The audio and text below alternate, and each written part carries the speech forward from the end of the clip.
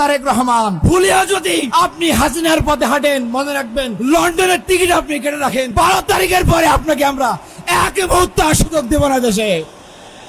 রাজার ছেলে রাজা, রাজনীতির এই ধারা পাল্টে দেব ইনশাআল্লাহ। আমি এই কথাগুলা বলি এই জন্য এখন আমার পিছনে লেগে গেছে। আমি তোমাদেরকে পাত্তা দেই? আমি আল্লাহ ছাড়া কাউকে ভয় করি? আমি আল্লাহকে ভয় করি আর আমার বিবেক নিয়ে আমি চলি। তোমরা যা পারো করো, ওগুলার জবাব দেওয়ার মতো সময়ও আমার হাতে নাই। করতে থাকো, পড়েও কামড়া কামড়ি করো, ওখানেই থাকো। এরা আমাদের 12টা বাজিয়েছে, এরা দেশে বারবার ফেসিবাদ উপহার দিয়েছে, এরা আমাদের ব্যাংক ডাকাতি করেছে, শেয়ার মার্কেট লুট করেছে, দুর্নীতির মহারাজ্যে পরিণত করেছে। ওই শাসন আমরা আর দেখতে চাই না। এখন চাই জনগণের শাসন, এখন চাই ঐক্যের শাসন, এখন চাই ঐক্যবদ্ধ বাংলাদেশ। ওই যে চোরগুলো দেশের টাকা লুণ্ঠন করে বাইরে পাচার করেছে, ইনশাআল্লাহ তাআলা আজিম আল্লাহ সুযোগ দিলে ওদের মুখের ভিতরে হাত ঢুকাইয়া পেটের ভিতর থেকে বের করে নিয়ে আসবো।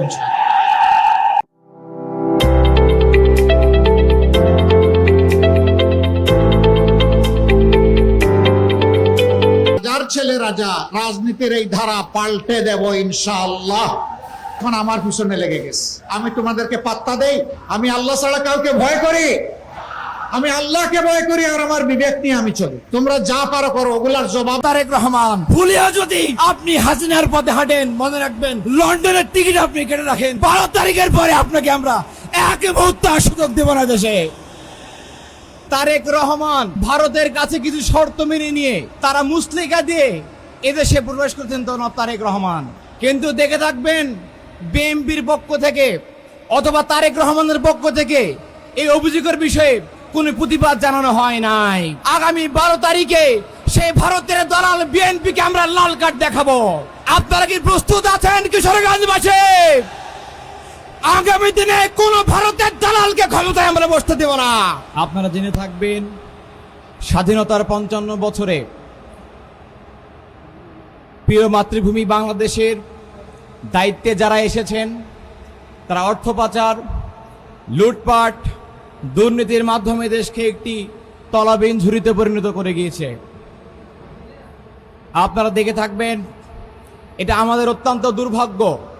47 থেকে 71, 71 থেকে 2024 এই দীর্ঘ সময়ে এত জীবন, এত রক্তদানের পরেও আমরা কোনো একটি অভ্যুত্থানকে বিপ্লবের রূপদান করতে পারি নাই।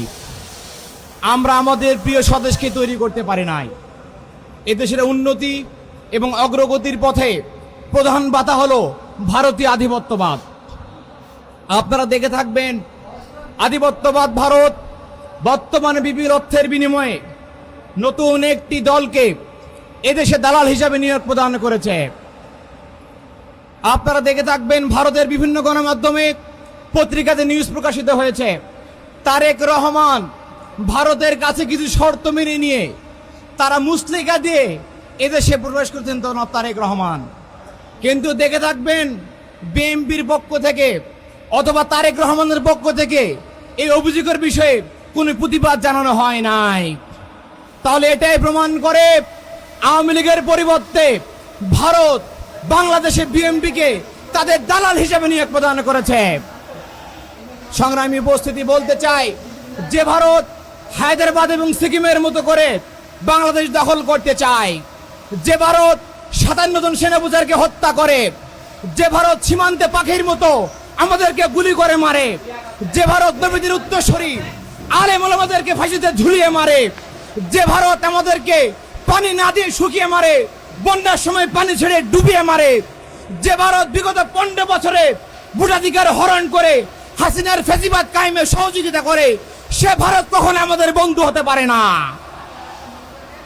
সম্মানিত ভাইরা, এত কিছুর পরেও যে দল ভারতের সাথে গোপন চুক্তি করে, যে দল ভারতের সাথে বন্ধুত্ব করে, আমরা যুবক সমাজ ইসলামী ছাত্র শিবির সিদ্ধান্ত নিয়েছি আগামী 12 তারিখে সেই ভারতের দালাল বিএনপিকে আমরা লাল কার্ড দেখাবো। আপনারা কি প্রস্তুত আছেন কিশোরগঞ্জবাসী? আগামী দিনে কোন ভারতের দালালকে ক্ষমতায় আমরা বসতে দেব না। সংগ্রামী উপস্থিতি, তারা শুধু গোপন চুক্তি করে নাই, বিগত 17 মাসে তারা 231 জন মানুষকে দেশে তারা খুন করেছে। তারা আমাদের 88 জন মা বোনকে ধর্ষণ করেছে। হাজার হাজার ধর্ষণ করেছে, তারা লুটপাট তারা করেছে, তারা চাঁদাবাজি করেছে, তারা দখলদারি করেছে। আমরা বলতে চাই, আপনারা একদিকে ভুয়া ফ্যামিলি কার্ডের গল্প বলবেন, কৃষক কার্ডের গল্প বলবেন, বেকার ভাতার গল্প বলবেন, অন্যদিকে আপনারা আমার মায়ের হিজাব ধরে টান দিবেন, নেকাবকে আপনারা বেশ্যাবৃত্তির সাথে তুলনা করবেন, গর্ভবতী নারীর পেটে লাথি মারবেন, গাজীপুরের নারীকে ছুরি মেরে আপনারা হত্যা করবেন, শেরপুরে আপনারা দাওয়াতের কর্মীকে আপনারা খুন করবেন, চট্টগ্রামে আপনারা সপ্তম শ্রেণীর ছাত্রীকে ধর্ষণ করবেন, আর আমাদেরকে ভুয়া ফ্যামিলি কার্ডের গল্প শোনাবেন। এই সমস্ত আপনারা ভাওতাবাজি সবার আগে বন্ধ করেন। যদি ভাওতাবাজি বন্ধ না করেন, মনে রাখবেন হাসিনাও বলেছিল আমাদেরকে 10টা হুন্ডা 20টা গুন্ডা, নির্বাচন ঠান্ডা। হাসিনার এত গুন্ডা, এত পুলিশ লীগ, সন্ত্রাসী আমাদের সাথে পেরে ওঠা নাই, ভারতে পালাতে বাধ্য হয়েছিল। যদি আপনি মাফিয়া তন্ত্র কায়েম করতে চান তারেক রহমান, ভুলেও যদি আপনি হাসিনার পথে হাঁটেন, মনে রাখবেন লন্ডনের টিকিট আপনি কেটে রাখেন, 12 তারিখের পরে আপনাকে আমরা এক মুহূর্ত সুযোগ দেব না দেশে।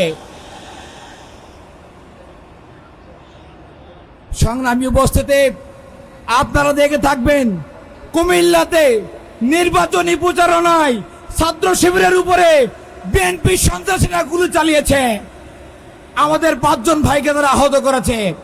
আমরা তারেক রহমানকে বলতে চাই, যদি আপনি আপনাদের কর্মীদের লাগাম টেনে ধরতে না পারেন, আপনি মাস্তানি ভণ্ডামি বন্ধ না করেন, তাহলে মনে রাখবেন হাসিনাতে পরিণত হয়েছিল, তার চেয়ে করুণ পরিণতি আপনাকে ভোগ করতে হবে। সংগ্রামী উপস্থিতি, আমি শেষ করতে চাই, জেলায় জেলায় গিয়ে আপনারা আমিরে জামাত সম্পর্কে মিথ্যা বক্তব্য দিয়ে বৃথা জনগণের মনোযোগ তৈরি করার চেষ্টা করবেন না। আমরা রাজনীতি বুঝি, আমরা পলিটিক্স বুঝি। তারেক রহমান, আপনি বলেছেন আপনি অঙ্ক ভালো বোঝেন না, কিন্তু এদেশের যুবকরা খুব ভালো অঙ্ক বোঝে। অঙ্ক ভালো বুঝে হাসিনাকে তার দাদা বাড়ি দিল্লিতে পাঠিয়ে দিয়েছে। কাজেই আগামী দিনে যদি আপনি সংশোধন না হন, সুপথে ফিরে না আসেন, তাহলে আপনার জন্য, আপনার বিএনপির জন্য এ তরুণ সমাজ ঢাল হয়ে দাঁড়িয়ে 12 তারিখে লাল কার্ড দেখে প্রমাণ করবে এদেশে কোনো চাঁদাবাজের জায়গা আগামীতে হবে না। সম্মানিত উপস্থিতি, আমরা শহীদ পরিবারকে কথা দিয়েছি, শহীদের কবর সে আমরা শপথ নিয়েছি, আগামী দিনে আমরা সম্প্রীতির বাংলাদেশ, বৈষম্যহীন বাংলাদেশ গড়া ছাড়া আমরা ঘরে ফিরবো না। এই সুযোগ বারবার আসবে না। কাজে আগামী 12 তারিখে যে সুযোগ তৈরি হয়েছে, এই সুযোগকে কাজে লাগাতে হলে ঐক্যবদ্ধভাবে আমাদের কাজ করতে হবে। আর তারা আমাদেরকে হুমকি ধামকি দেয়, 14 তারিখের পরে নাকি তারা আমাদেরকে দেখিয়ে নিবে। আমরা বলতে চাই 14 তারিখের প্রয়োজন হবে না, 12 তারিখের নির্বাচনেই জনগণ আপনাদেরকে দেখিয়ে দিবে জনগণ কাদের পক্ষে রয়েছে। যদি কোনো মাস্তানি করে 12 তারিখে ভোট কেন্দ্রে জনগণের আমানত খেয়ানত করতে, ভোট কেন্দ্রে দখল করতে আসে, আমি অনুরোধ করব, পাশে রয়েছে বড় বড় হাওড় এবং বিল, প্রত্যেক মাস্তানকে ধরে ইচ্ছা মতো পানিতে চুপাবেন, যতক্ষণ পারেন চুপাবেন, নতুন শিক্ষা দিবেন, যতক্ষণ না পর্যন্ত তার মাথা থেকে মাস্তানি ঝাল না মিটে। সংগ্রামী উপস্থিতি, আগামী দিনে আমরা চাই শিশুদের বন্ধু, বৃদ্ধদের সহযোদ্ধা, যুবকদের ভাই ডক্টর শফিকুর রহমানকে আমরা আগামী দিনে বাংলাদেশের প্রধানমন্ত্রী দেখতে চাই।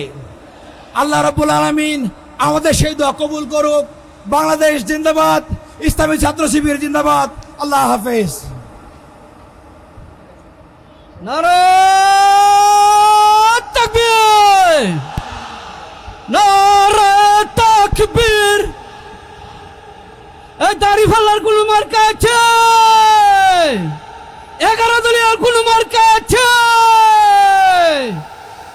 সংগ্রামী সাথী ও বন্ধুগণ, এই পর্যায়ে আপনাদের উদ্দেশ্যে বক্তব্য রাখবেন কিশোরগঞ্জ সদর 1 আসনের 11 দলীয় মনোনীত প্রার্থী, জামাত মনোনীত প্রার্থী যিনি কিশোরগঞ্জ সদর এক আসনের তৃণমূল থেকে শুরু করে সর্বস্তরের মানুষের হৃদয়ে স্থান করে নিয়েছিল, উনাকে আমরা 11 দলের স্বার্থে আমরা ওনাকে এই আসন থেকে প্রত্যাহার করে নিয়েছিলাম। আমাদের নিশ্চিত বিজয় থাকার পরেও সংগঠনের সিদ্ধান্তে আমরা আলহামদুলিল্লাহ বলেছিলাম।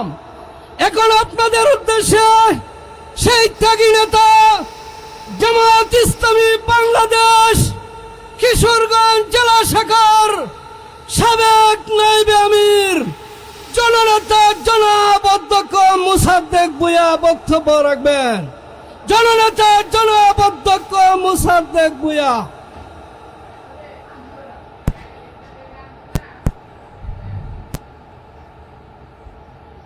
আউযু বিল্লাহি মিনাশ শাইতানির রাজিম। বিসমিল্লাহির রহমানির রহিম। বাংলাদেশ জামাত ইসলামী কিশোরগঞ্জ জেলা শাখা কর্তৃক আয়োজিত আজকের এই জনসভার সম্মানিত সভাপতি, সম্মানিত প্রধান অতিথি, রাজার ছেলে রাজা, রাজনীতির এই ধারা পাল্টে দেব ইনশাআল্লাহ। আমি এই কথাগুলা বলি, এই জন্য এখন আমার পিছনে লেগে গেছে। আমি তোমাদেরকে পাত্তা দেই? আমি আল্লাহ ছাড়া কাউকে ভয় করি? আমি আল্লাহকে ভয় করি আর আমার বিবেক নিয়ে আমি চলি। তোমরা যা পারো করো, ওগুলার জবাব দেওয়ার মতো সময়ও আমার হাতে নাই। করতে থাকো, পড়েও কামড়া কামড়ি করো, ওখানেই থাক। এরা আমাদের 12টা বাজিয়েছে, এরা দেশে বারবার ফেসিবাদ উপহার দিয়েছে, এরা আমাদের ব্যাংক ডাকাতি করেছে, শেয়ার মার্কেট লুট করেছে, দুর্নীতির মহারাজ্যে পরিণত করেছে। ওই শাসন আমরা আর দেখতে চাই না। এখন চাই জনগণের শাসন, এখন চাই ঐক্যের শাসন, এখন চাই ঐক্যবদ্ধ বাংলাদেশ। ওই যে চোরগুলো দেশের টাকা লুণ্ঠন করে বাইরে পাচার করেছে, ইনশাআল্লাহ তাআলা আযীম আল্লাহ সুযোগ দিলে ওদের মুখের ভিতরে হাত ঢুকাইয়া পেটের ভিতর থেকে বের করে নিয়ে আসবো এবং সেই টাকা রাষ্ট্রীয় কোষাগারে জমা হবে। যার যেমন পাওনা, যে এলাকার যেমন হক, তার পাওনা সেই এলাকায় তাদেরকে সমঝে দেওয়া হবে ইনশাআল্লাহ। তবে আমরা মন গড়া পন্থায় কোনো উন্নয়ন করব না, নিজেদের ভাগ্য বদলের উন্নয়ন করব না, 18 কোটি মানুষের ভাগ্য বদলের উন্নয়ন আমরা করবো ইনশাআল্লাহ। এই উন্নয়নের অংশীদার হবেন আমার কৃষক, শ্রমিক, মেহনতি মানুষ, সকল শ্রেণী পেশার মানুষ। এর উন্নয়নের কারিগর হবে আমাদের যুব সমাজ ইনশাআল্লাহ। ইনশাআল্লাহ গাজীপুর আগামীতেও জিতবে। অন্যায়ের বিরুদ্ধে, দুর্নীতির বিরুদ্ধে, চাঁদাবাজির বিরুদ্ধে, সামাজিক সন্ত্রাসের বিরুদ্ধে, মামলাবাজির বিরুদ্ধে আসুন দেখি। গাজীপুরের 5টি আসনে 11 দলীয় নির্বাচনী ঐক্যবদ্ধ বাংলাদেশের 5 জন প্রার্থী, নরসিংদীর একজন প্রার্থী এখানে আছেন। তাদের সমর্থনে এবং আগামী 12 তারিখ একই সাথে গণভোটকে সামনে রেখে আজকের এই নির্বাচনী জনসভার সম্মানিত সভাপতি, সভামঞ্চে বসা 11 দলের কেন্দ্রীয় শীর্ষ নেতৃবৃন্দ, স্থানীয় নেতৃবৃন্দ, শহীদ পরিবারের গর্বিত সদস্যবৃন্দ,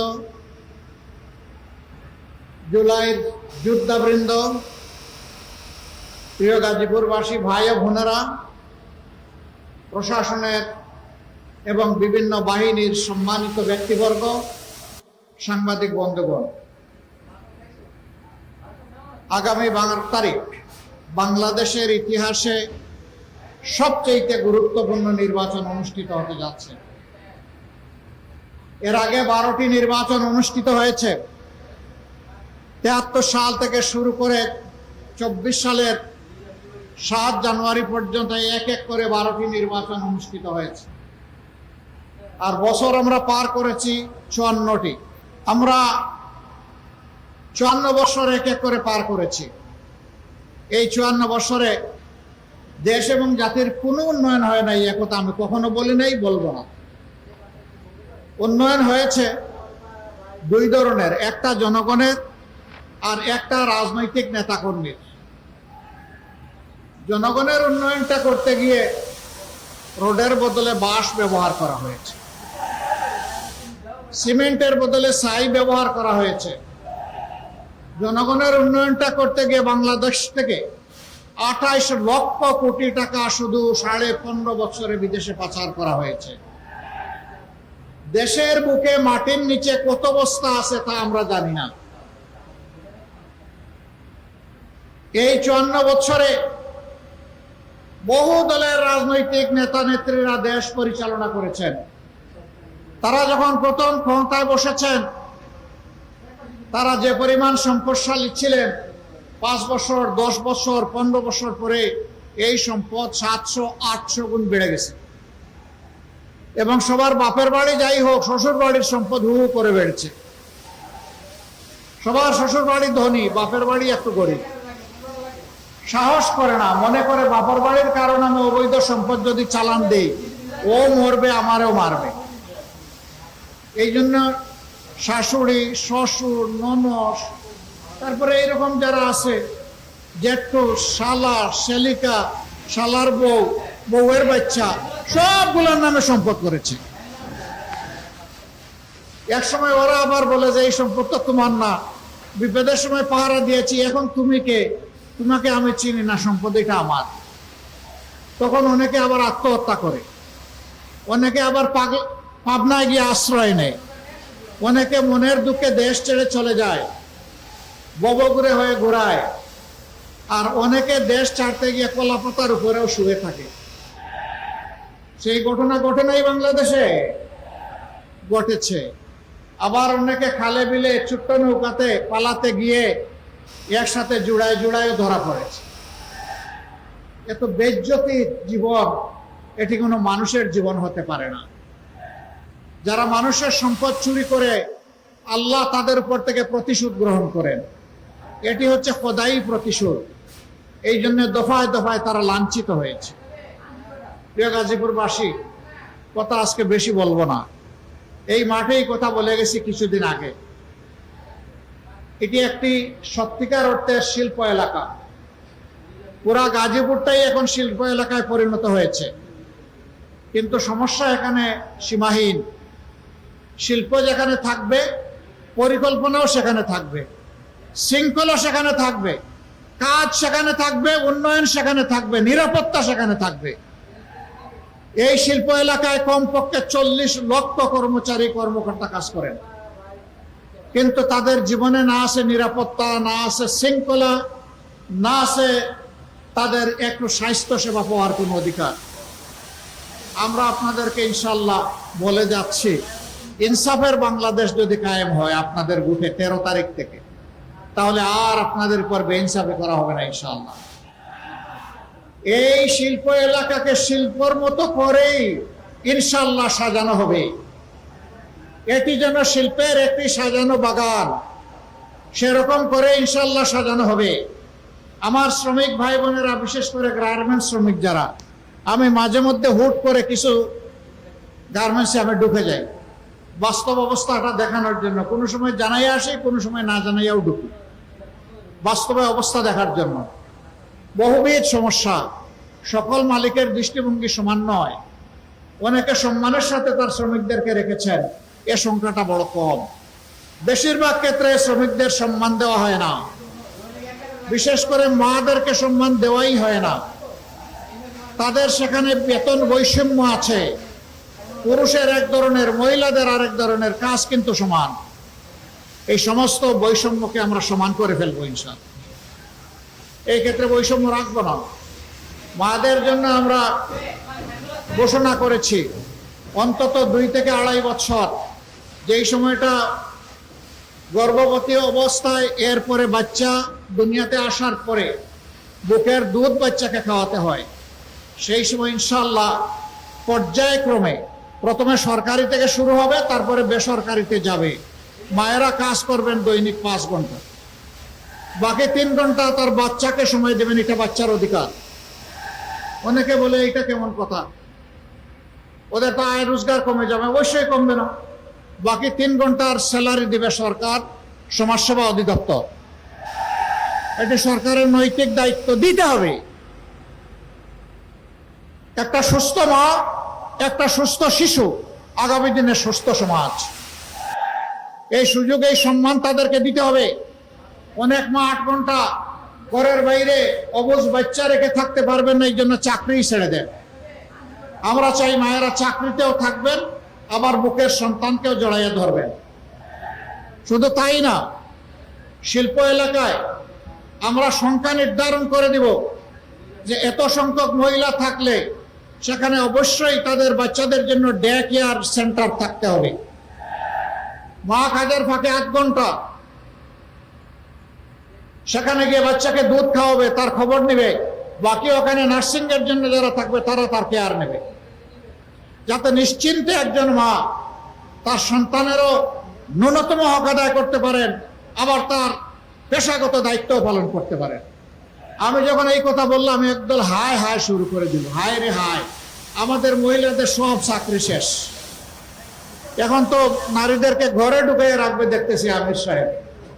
নো, বরঞ্চ মাদেরকে সম্মান দিয়ে কাজের সাথে রাখাই হচ্ছে আমাদের উদ্দেশ্য। ইনশাল্লাহ আমরা তাই করব। শিল্প এলাকায় গার্মেন্টসে যারা শ্রম দেন তাদের বাচ্চারা অনেক সময় ভালো শিক্ষার আলো থেকে বঞ্চিত হন। আমরা কথা দিচ্ছি, পরিবার কেন্দ্রিক রাজনীতি, রাজার ছেলে রাজা, রাজনীতির এই ধারা পাল্টে দেব ইনশাআল্লাহ। একজন শ্রমিক ভাই কিংবা বোনের সন্তান, সেও যদি মেধাবী হয়, তার মেধা বিকাশের দায়িত্ব নেবে সরকার, দায়িত্ব নেবে রাষ্ট্র। আমরা চাই তাদের মধ্য থেকে আগামী দিনের প্রধানমন্ত্রী বের হয়ে আসো। আমরা সেই রাজনীতির ধারা চালু করতে চাই। তখন ওই সন্তানটা গরিব দুঃখের প্রতি কিভাবে দরদ দিতে হয় আমার চেয়ে সে ভালো বুঝবে। জুলাই আন্দোলন করেছে আমাদের সন্তানেরা, শ্রমিকেরা, কৃষকেরা, মজুরেরা, ব্যবসায়ীরা, মায়েরা, বোনেরা, আমাদের মেয়েরা, ছেলেরা, সবাই আন্দোলন করেছে। একটাই দাবি, উই ওয়ান্ট জাস্টিস। আমরা ন্যায় বিচার চাই। সমাজে যখন ন্যায় বিচার প্রতিষ্ঠিত হবে, প্রত্যেকটি মানুষ, প্রত্যেকটি এলাকা তার অধিকার পেয়ে যাবে। গাজীপুর ঘনবসতিপূর্ণ একটা শিল্প এলাকা। এই এলাকার রাস্তাঘাট, ড্রেনেজ সিস্টেম, সুপেয় পানির সার্কুলেশন, গ্যাস সরবরাহ, সাস্টেইনেবল ইলেকট্রিসিটি সাপ্লাই, সব কিছুতেই সমস্যা আছে। অথচ এই গাজীপুর বাংলাদেশের জিডিপিতে বিশাল অবদান রেখে চলছে। যার যেমন অবদান তাকে তেমন মূল্যায়ন করতে হবে, এর নাম ইনসাফ। সবাইকে গলা কেটে সমান করে দেওয়ার নাম ইনসাফ নয়। যার যেটা ন্যায্য পাওনা তার হাতে সেটাই তুলে দিতে হবে ইনশাআল্লাহ। আমাদের এই মানুষগুলো সেদিন কারো কাছে মিছিল করে বলে নাই দে দে চাঁদা দে, এটা কেউ বলেছিল? কেউ মিছিল করে বলেছিল দে দে বেকার ভাতা দে বলেছিল? তাও বলে নাই। কেউ বলেছিল দে দে ফ্যামিলি কার্ড দে বলেছিল? বলে নাই। বলেছে দে দে আমার হাতে কাজ দে, আমি কাজ করে সম্মানের সাথে বাঁচতে চাই। প্রিয় দেশবাসী, যুব সমাজ, আমরা কারো হাতে বেকার ভাতা তুলে দিয়ে অপমানিত করব না। আমরা সুশিক্ষা এবং প্রশিক্ষণ দিয়ে প্রত্যেকটি তরুণ তরুণী, যুবক যুবতীর হাতকে, সক্ষম মানুষের হাতকে আমরা দেশ গড়ার কারিগরের হাত বানাবো ইনশাআল্লাহ। কাজ তুলে দিয়ে বলবো এটাই বাংলাদেশ, যা চেয়েছিলে এটা তোমাদের দাবি, এবার 2 হাতকে বাংলাদেশকে গড়ে দাও। যুব সমাজ তৈরি হয়ে যাও, আমরা এই দেশটাই তোমাদের হাতে তুলে দিতে চাই। বাংলাদেশ নামের যে উড়োজাহাজ, এইটার ককপিটে বসিয়ে দিব যুব সমাজকে, আমরা গিয়ে বসবো প্যাসেঞ্জার সিটে ইনশাআল্লাহ। ওরা আর পিছনে তাকাবে না, ওরা সামনে নিয়ে দেশকে এগিয়ে যাবে ইনশাআল্লাহ। একদল লোক আছে শুধু পিছন নিয়ে কামড়া কামড়ি করে, এদের স্বভাবটা চিংড়ি মাছের মতো। চিংড়ি মাছ দৌড়াইতে শুরু করলে শুধু পিছনের দিকে যায়। আমরা তো মানব জাতি, আমরা পিছনে দৌড়াবো কেন? আমরা দেশ নিয়ে সামনের দিকে দৌড়াবো ইনশাআল্লাহ। আরেক দল আছে এখন জনগণের উত্থান, তাদের অধিকারের পক্ষে আপোষহীন মনোভাব এবং ইনসাফের পক্ষে গণজাগরণ দেখে তারা দিশাহারা হয়ে গেছে। এখন দিশাহারা হয়ে মায়েদের গায়ে হাত দিয়ে দেয়। আরে এরা কোন প্রজাতি? মানুষ তো মায়ের গায়ে হাত দিতে পারে না। আমরা এদেরকে অনুরোধ করি, সাবধান, কোনো মায়ের গায়ে হাত দিবা না। দয়া করে তোমার মাকে আগে সম্মান করতে শেখো। তুমি যদি তোমার মাকে সম্মান করতে পারো, বাংলাদেশের 9 কোটি মাকেও সম্মান করতে পারবা। যদি তুমি সম্মান করো, তোমাকেও স্যালিউট। আর তুমি যদি আর হাত বাড়াও, মনে রাখবা মায়ের সন্তানেরা আগুন হয়ে জ্বলে উঠবে।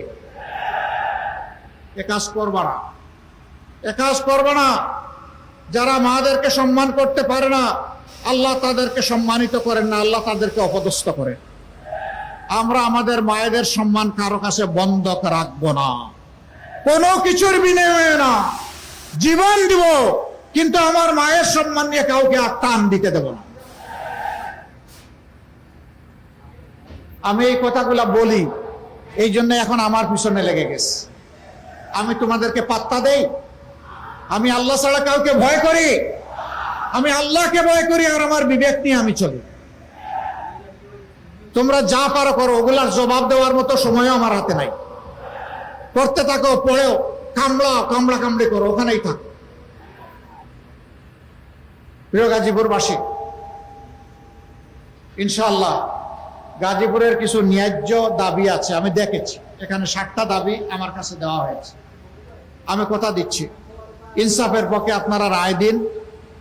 ইনশাআল্লাহ আমরা যদি আল্লাহ তাআলার মেহেরবানি বিইজনিল্লাহ এবং আপনাদের ভালোবাসা, সমর্থন, ভোটে এই দেশ সেবার দায়িত্ব পাই, আমি আপনাদেরকে সাক্ষ্য রেখে বলছি, গাজীপুরের প্রতি আমরা বেইনসাফি করব না। দাবি সবগুলা সঙ্গত। রেল ক্রসিং এর উপর ওভারপাস, এটা কোনো ব্যাপার না। ইন্টেনশন থাকলে 6 মাসে এটা সমাধান করা সম্ভব। 100 একটা ওভারপাস করে ফেলা সম্ভব। প্রতিদিন মানুষ দুর্ভোগের শিকার হচ্ছে। ইনশাল্লাহ আমরা করব। বলবেন এত টাকা কই পাবেন? এই যে যাচ্ছেন আর করবেন, সব জায়গায় বলেন টাকা আমাদের আছে। তো টাকা আছে না? কোথায় আছে জানেন? দেশের বাইরে আছে। ওই যে চোরগুলো দেশের টাকা লুণ্ঠন করে বাইরে পাচার করেছে, ইনশাআল্লাহ তাআলা আজিম আল্লাহ সুযোগ দিলে ওদের মুখের ভিতরে হাত ঢুকাইয়া পেটের ভিতর থেকে বের করে নিয়ে আসবো। এবং সেই টাকা রাষ্ট্রীয় কোষাগারে জমা হবে। যার যেমন পাওনা, যে এলাকার যেমন হক, তার পাওনা সেই এলাকায় তাদেরকে সমঝে দেওয়া হবে ইনশাআল্লাহ। তবে আমরা মন গড়া পন্থায় কোনো উন্নয়ন করব না, নিজেদের ভাগ্য বদলের উন্নয়ন করব না। 18 কোটি মানুষের ভাগ্য বদলের উন্নয়ন আমরা করবো ইনশাআল্লাহ। এই উন্নয়নের অংশীদার হবেন আমার কৃষক, শ্রমিক, মেহনতি মানুষ, সকল শ্রেণী পেশার মানুষ। এর উন্নয়নের কারিগর হবে আমাদের যুব সমাজ ইনশাআল্লাহ। একই সাথে কাজ করবেন মায়েরা, একই সাথে কাজ করবে আমার ভাইয়েরা। যার যার জায়গায় শ্রেষ্ঠ অবদান রেখে চলবে। মাদের জন্য বাড়তি একটা দায়িত্ব আমাদের আছে, মায়ের জাতি হওয়ার কারণে। এই দায়িত্ব হচ্ছে গৃহে, চলাচলে, কর্মস্থলে, 3 জায়গায় ইনশাআল্লাহ মায়েদের জন্য আমরা নিরাপত্তা এবং মায়েদের জন্য আমরা মর্যাদা নিশ্চিত করবো ইনশাআল্লাহ। তারা হবেন শতভাগ নিরাপদ এবং মর্যাদার সাথে তারা দায়িত্ব পালন করবেন। রাষ্ট্রে এই দায়িত্ব দিতে গিয়ে আমরা কোনো জাত পাত, ধর্ম, বর্ণ দেখব না। আমরা দেখব মানুষটা এই কাজের যোগ্য কিনা, আর দেশ এবং জাতির প্রতি তার অঙ্গীকার বা দেশপ্রেম আছে কিনা। এই 2টা জিনিস পাওয়া গেলে যেই যোগ্য তার হাতে কাজ চলে যাবে ইনশাআল্লাহ। প্রিয় দেশবাসী, আমরা একটা ইনসাফপূর্ণ দেশ চাই। আমাদের মার্কা কি বলেন তো? জামাতে ইসলামী। হায় রে হায়, এইটা আগে সরকার খাইয়া হজম করে ফেলেছে। কারণ এই দাড়ি পাল্লা থাকলে সমাজে তো বেইনসাফি করা যাবে না। এই পাল্লা যদি কোনোদিন বিজয়ী হয়ে যায়, তাইলে সমাজ থেকে বেইনসাফি দূর হয়ে যাবে। তাইলে এই লুটেরারা যাবে কোথায়? ব্যাংক ডাকাতরা যাবে কোথায়? দুঃখের কাহিনী কি বলবো, 15.5 বছর আমরা সকলেই মজলুম ছিলাম দেশবাসী। 5 তারিখ থেকে কিছু ভাই অতীতের মতো মজলুমদের উপর আবার ঝাঁপাইয়া পড়লেন। এবারকার নির্বাচনে আমাদের অঙ্গীকার দুর্নীতিমুক্ত দেশ করা। আরেকটা দলেরও নেতৃবৃন্দ বলতেছেন তারাও দুর্নীতিমুক্ত দেশ গড়বেন। ভালো কথা, চ্যারিটি স্টার্টস ফ্রম হোম। ভালো কাজ নিজের ঘর থেকে শুরু করতে হয়, সেটার প্রমাণ আগে দেন। 49 জন ঋণ খেলাপি যাদেরকে বগলের নিচে নিয়ে নির্বাচন করছেন, আগে তাদেরটা বাতিল ঘোষণা করেন। যদি সাহসিকতার সাথে এটা করতে পারেন, জনগণ কিছুটা বিশ্বাস করবে, হ্যাঁ ওনাদের সদিচ্ছা আছে। আর যদি ঋণ খেলাপিদেরকে বগলের তলে রাইখা বলেন যে আমরা দুর্নীতিমুক্ত দেশ গড়ব, তাহলে বিষয়টা এমন হবে যে আপনারা যা বলেন তা করেন না, আর যা করেন তা বলেন না। আমরা ওইটা চাই না। দেশবাসী সবাইকে জানে চিনে, কিছু মানুষ মাথা গরম হয়ে গেছে। গাজীপুরে চৈত্র মাস, তাই না?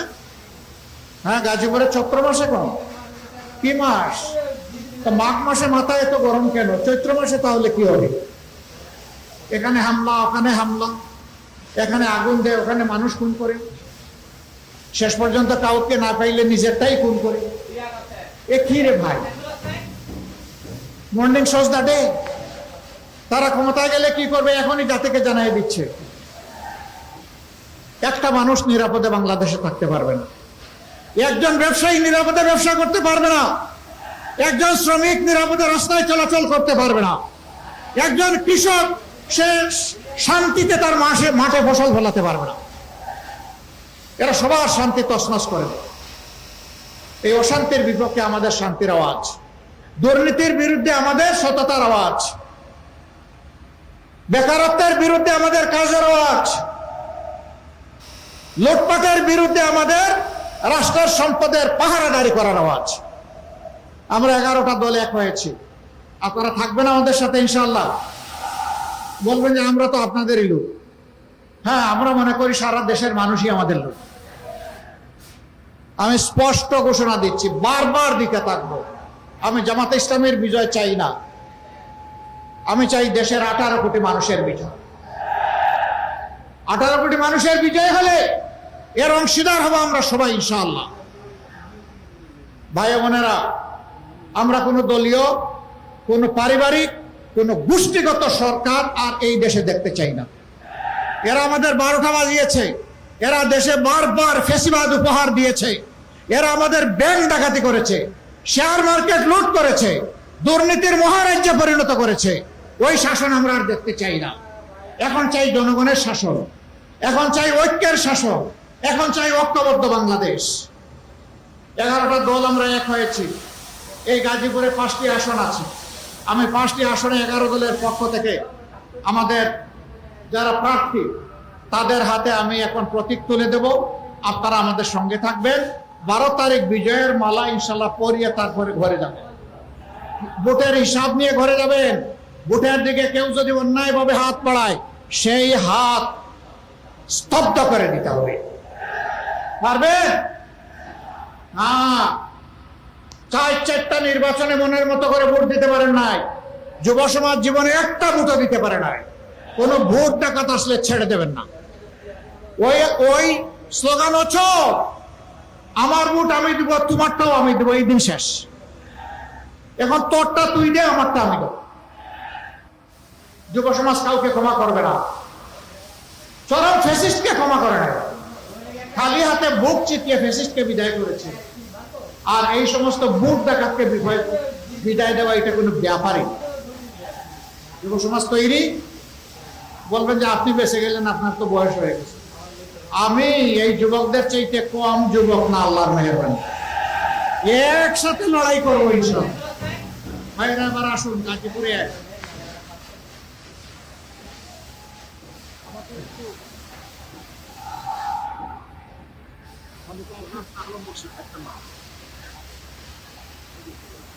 ডান দিকে আসুন ভাই, একজন একজন করে। গাজীপুরে সরকারের ঊর্ধ্বতন কর্মকর্তা ছিলেন আপনাদের প্রিয় মানুষ জনাব শাহ আলম বক্সী। আমরা তার হাতে ইনসাফের প্রতীক তুলে দিলাম। ধরেন, শক্ত করে ধরেন। প্রতীক আছে? পুলিশের প্রতীক। আরো জোরে, আরো জোরে সুরে। 12 তারিখ সারাদিন সকাল সন্ধ্যা ইনশাআল্লাহ বিজয়মালা, ইনশাআল্লাহ, ইনশাআল্লাহ, মাশাআল্লাহ।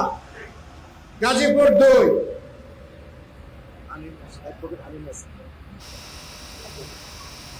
গাজীপুর 2-এ আমাদের শরিক দল 11 দলের অংশ এনসিপির নেতা গাজী